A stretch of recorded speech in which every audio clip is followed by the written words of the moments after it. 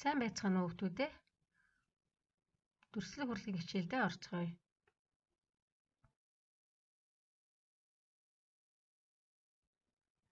Өнөөдрийн хичээлээр аав ээжийнхээ тусламжтайгаар цаасыг нугалж ивхэн нохоо дүрсэлж сурцгаая. Хэрэгэлсэн зүйлээ байранд нь хурааж гараа угаахаа мартуузаа хүүхдүүдээ.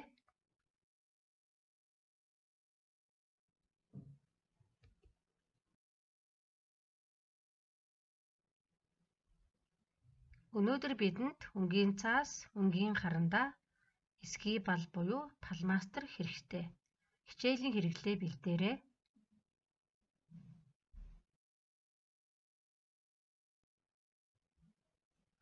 Хүүхдүүдээ зургийг сайн ажиглаарай. Зааврын дагуу хийх ёстой шүү хүүхдүүдээ. Нэгдүгээрт цаасаа зургийн дагуу байрлуулж тавиарай. Хоёрдугаарт хоёр үзүүрийг нь нийлүүлэн гурвалжин хэлбэртэй болгож нуглаарай. Гуравдугаарт нь чихний хэсгийг зургийн дагуу жижиг гурвалжин дүрсээр хийн. Дөрөвдүгээрт нь нохооныхоо жихийг доош нь тэнцүү хэмжээтэй нугалж эвхэнэ.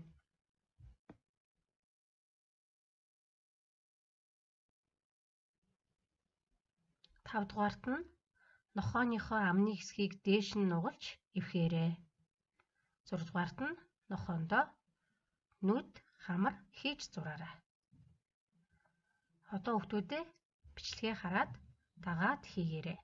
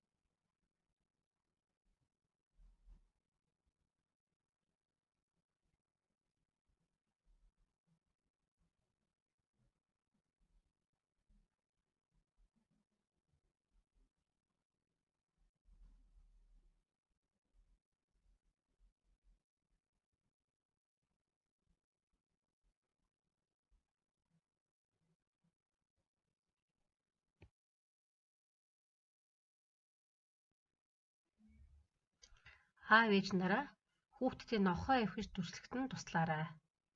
Нохоогоо эвхэж нугалж дүрслээд зургийг нь багштай явуулаарай. Та нартай амжилт хүсье.